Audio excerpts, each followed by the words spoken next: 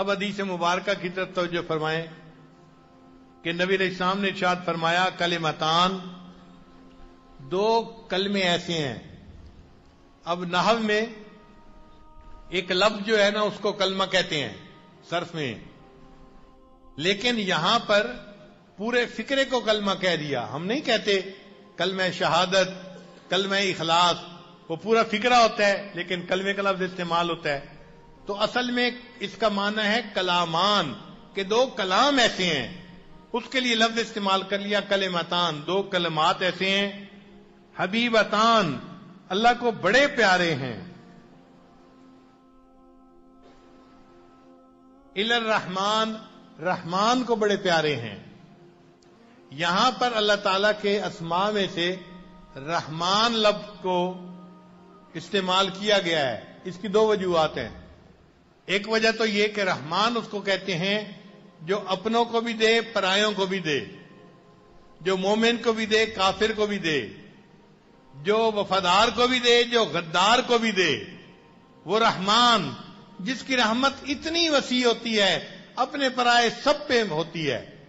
چنانچہ آج کافروں کو اولاد کون دیتا ہے؟ اللہ دیتا ہے.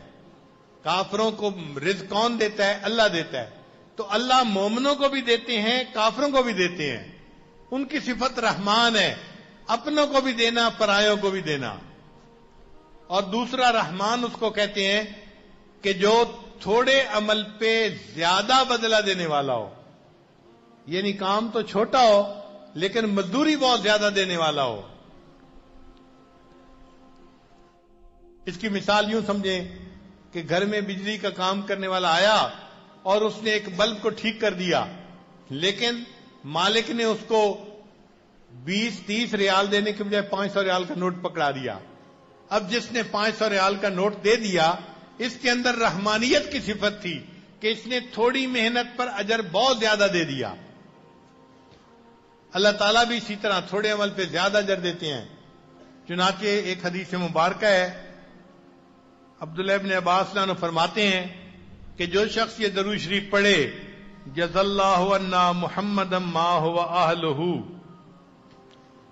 اب یہ درود شریف اتنا چھوٹا سا ہے کہ یہ آدھے منٹ میں پڑھا جا سکتا ہے، پورا منٹ نہیں لگتا ہے اس کے اوپر پڑھنے پہ، شاید 15 سیکنڈ میں ہی پڑھا جائے.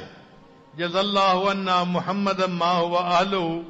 فرماتے ہیں کہ نبی علیہ السلام نے فرمایا کہ جو بندہ یہ درود شریف پڑھتا ہے اطعب 70 ملکا الف صباح، 70 فرشتے 1000 دن تک اس کا اجر لکھتے رہتے ہیں.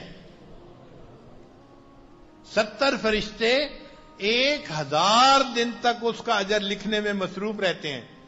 اب بتائیں کہ 10-15 سیکنڈ کا فکرہ اور اجر 1000 دن تک لکھا جا رہا ہے، اور ایک فرشتہ نہیں لکھ رہا، 70 فرشتے لکھ رہے ہیں. تو اللہ تعالیٰ کتنا زیادہ اجر دینے والے ہیں.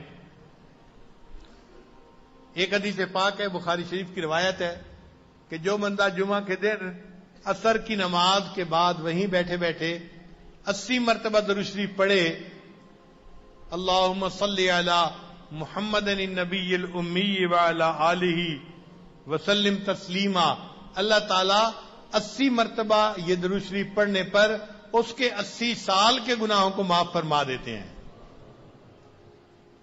نبی علیہ السلام نے ارشاد فرمایا میری امت کی عمریں بین 70 و 60، 60-70 کے درمیان ہوں گی. یعنی ایسا بھی ہوگا کہ بچہ پیدا ہوگا، پیدا ہوتے ہی مر جائے گا، اور ایسا بھی ہوگا کہ 100 سال کا ہو کے بھی مرے گا. لیکن جب اوسط نکالیں گے نا، جس کو گراس ایوریج کہتے ہیں، اس امت کی عمریں 60-70 کے درمیان بنے گی.